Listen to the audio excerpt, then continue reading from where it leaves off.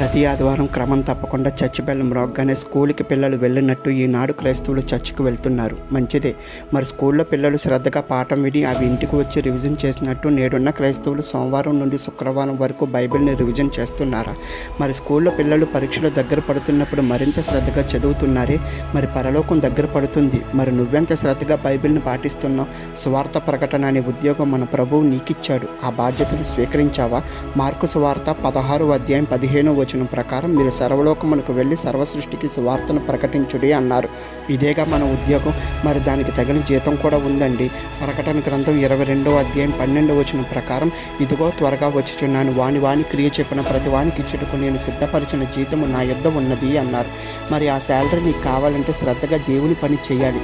స్కూల్కి వెళ్ళిన వాడు కాదండి గొప్ప, పరీక్షలో పాస్ అయిన వాడు గొప్ప, అలాగే చర్చికి వెళ్ళిన వాడు కాదు గొప్ప, పరలోకం కొట్టినవాడు గొప్ప. ఇలా సిద్ధపడితే ఆయన సన్నిధికి